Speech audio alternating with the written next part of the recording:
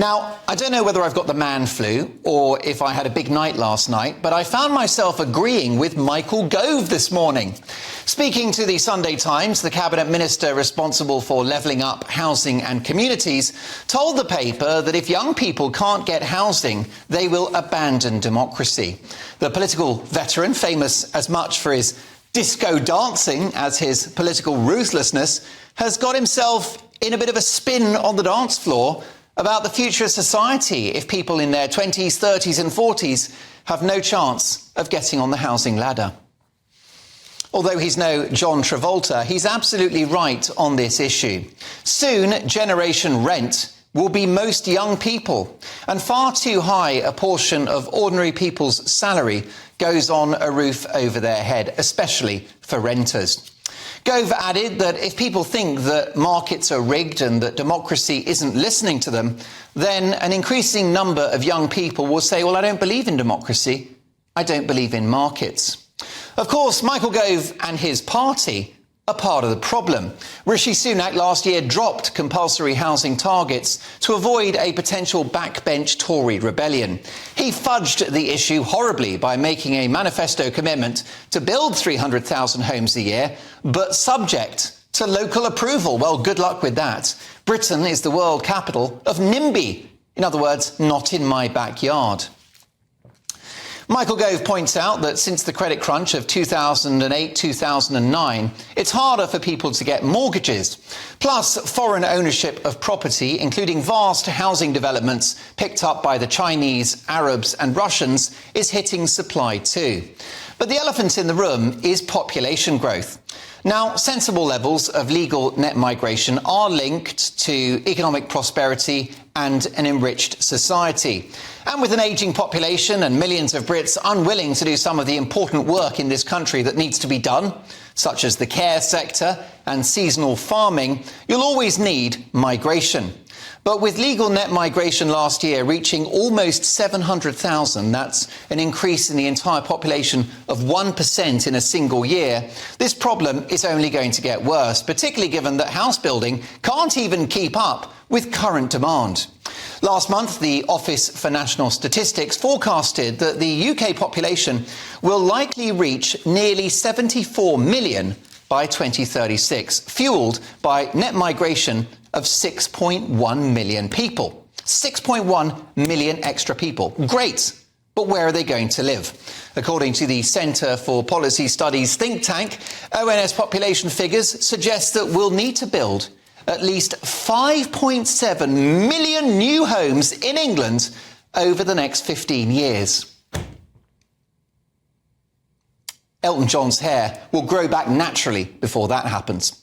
So what is the way forward? Well, we need a radical post-war style housing revolution.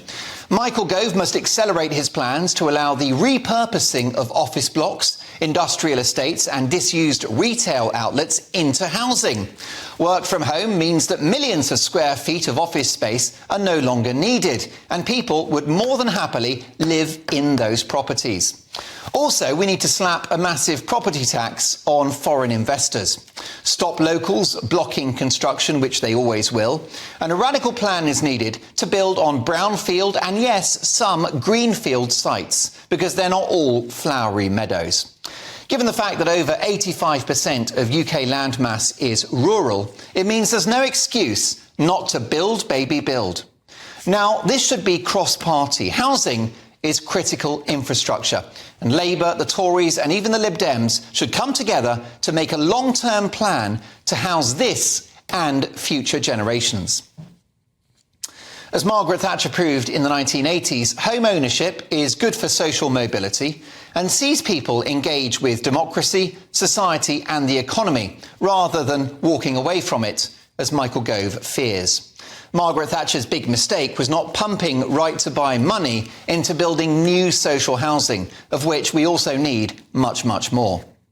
Legal net migration should come down to a sensible, manageable level, ensuring that our compassion as a nation and our need for fresh blood and skilled and unskilled labour is balanced by the capacity of our infrastructure, school places, NHS beds, public transport and our ability to accommodate extra people.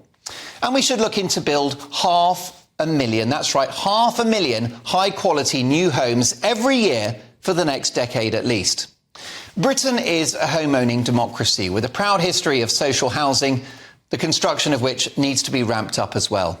If we don't build all types of houses and flats and fast, we are finished as a country. You know what they say, home sweet home. Well, at the moment, thanks to our useless politicians, all we're getting is sweet FA.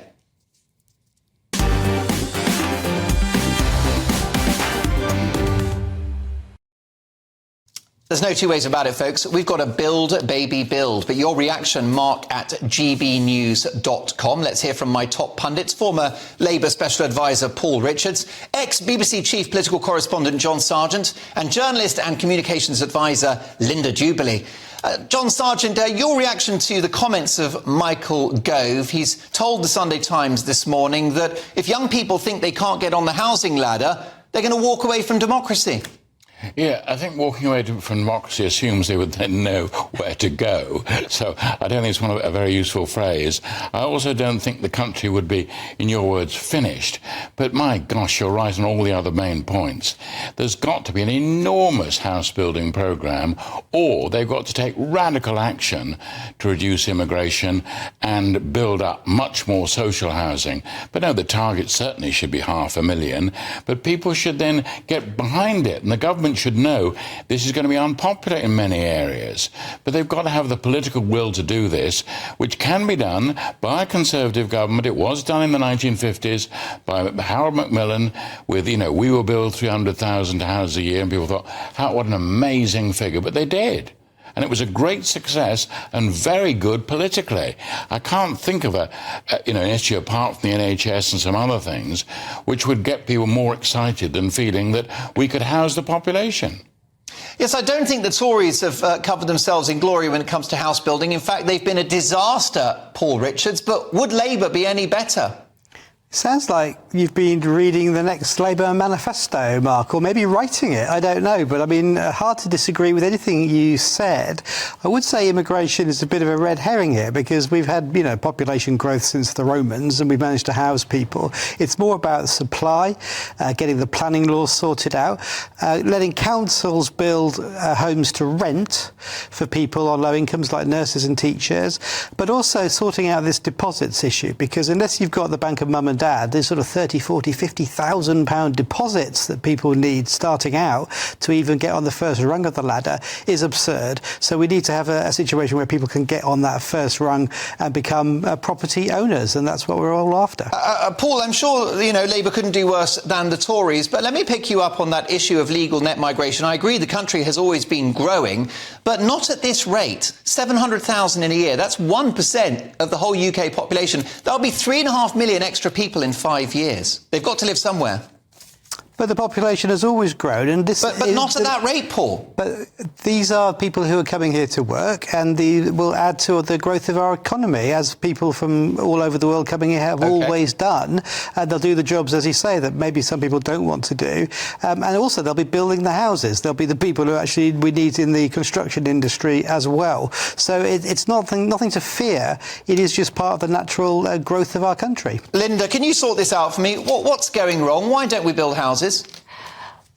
Well, I mean, that's all down to how much money you've got in the kitty, how much will you've got to change the planning laws, how hard you tackle local authorities, whether you really get your troops behind a good policy. But what I will tell you is the only thing that surprised me about Michael Gove's appearance this morning on television and what he wrote in the Sunday Times is it took so long to say it. I've got 3 children. They've all worked really hard. They've all got bachelor's degrees. They've all got masters. One's an economist. One's in the theatre. One's an architect.